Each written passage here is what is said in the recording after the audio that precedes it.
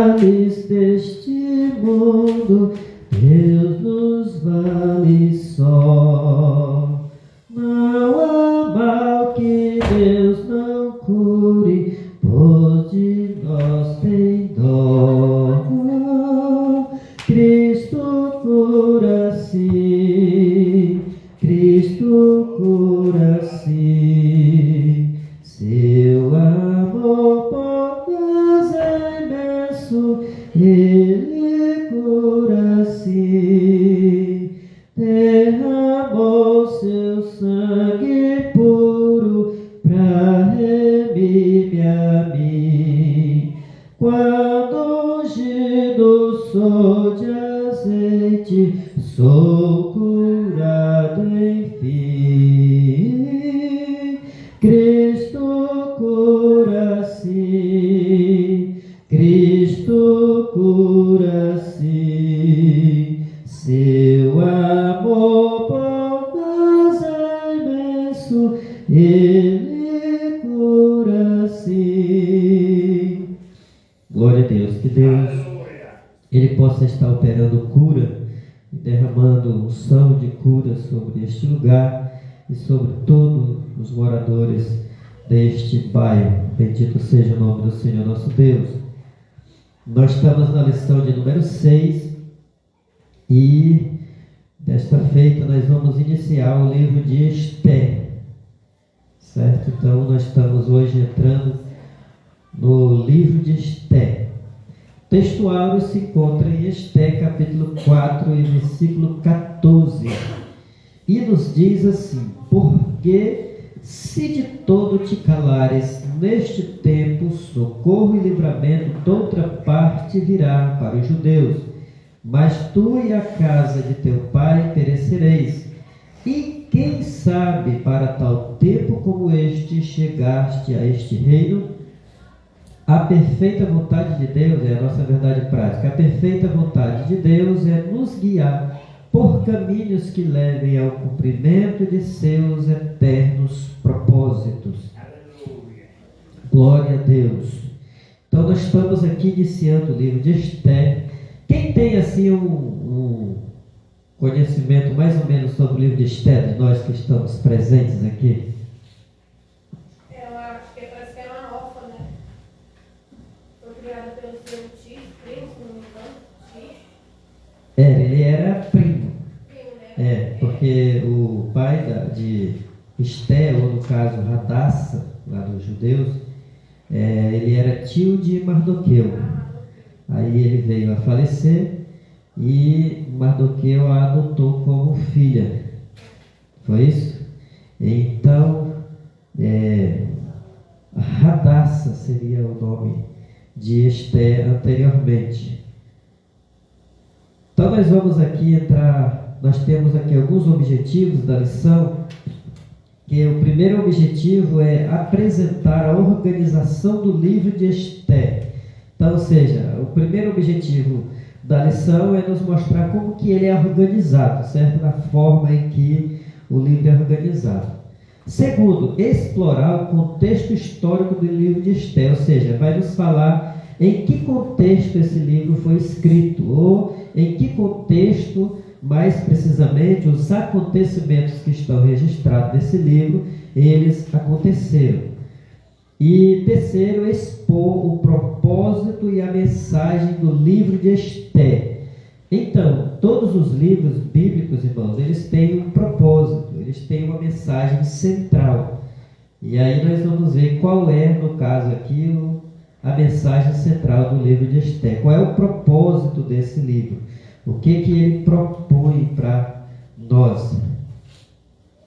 Aqui na verdade prática da lição, para quem tem a lição, tem aí, você possivelmente deve ter lido já, mas nós vamos ler aqui de novo o texto bíblico para ser lido em classe. Ele está em Esther capítulo 1, do 1 ao 9, que nos diz assim: sucedeu nos dias de Assuero, este é aquele Assuero que reinou desde a Índia até a Etiópia, sobre 127 províncias. Naqueles dias, assentando-se o rei Assuero sobre o trono do seu reino, que está na fortaleza de Suzã, no terceiro ano de seu reinado, fez um convite a todos os seus príncipes e seus servos.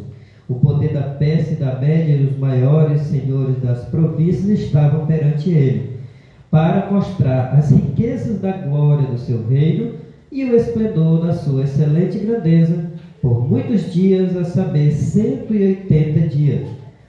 E acabados aqueles dias, fez o rei um convite a todo o povo que se achou na fortaleza de Suzã, desde o maior até o menor, por 7 dias, no pátio do jardim do Palácio Real.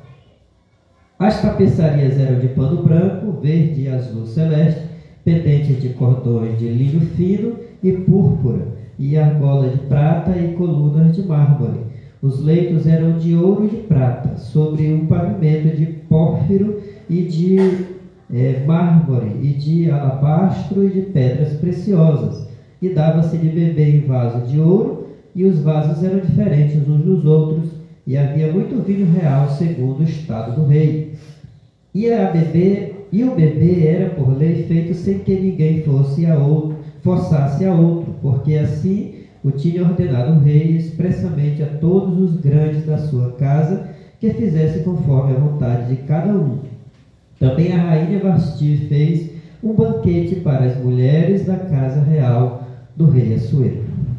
Então aqui é o início do livro, né? Se vocês observarem, é bem do início, iniciando capítulo 1, também versículo 1 ao 9. Nós vamos fazer a lição rápida, porque por hoje ser dia dos pais, às vezes a gente pode estar preparando alguma coisa, né? Nós não vamos ser pesados para os irmãos, tá? Até porque nós já vamos preparar aqui e depois vamos para casa também, né? Então a palavra-chave da nossa lição é Esther, certo? Porque nós vamos falar sobre o livro de Esther. A introdução da nossa lição, o comentarista coloca assim para nós: concluímos o estudo de Ruth. Os irmãos lembram que até domingo passado nós estávamos falando sobre o livro de Ruth, né? Nesta lição iniciamos o estudo do livro de Esther. Ruth é cheio de referências expressas ao nome de Deus. Esther, por sua vez, tem como característica singular e sempre destacada a completa ausência do nome Deus.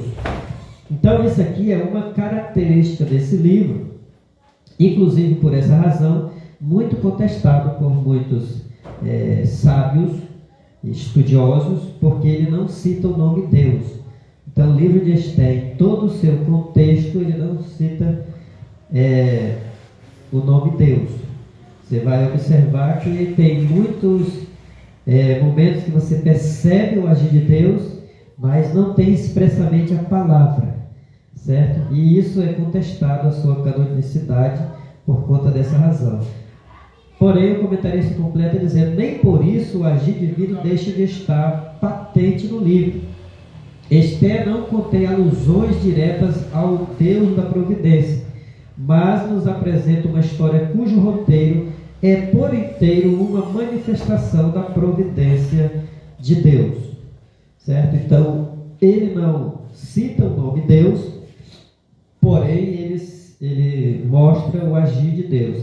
E é isso aqui, irmãos, só para título de conhecimento, é preciso nós entender algumas razões para não aparecer o nome Deus aqui. Primeiro, quando nós vamos olhar o contexto do livro de Esther, nós percebemos que ele foi, os acontecimentos, eles aconteceram dentro de Suzã, não é isso? O foco, o núcleo dos assuntos estão dentro de Suzã. Quem era Suzã, no caso? Era a sede do rei naquele período, ou seja, do império dos persas. Ou seja, naquele lugar não se conhecia Deus, o verdadeiro Deus.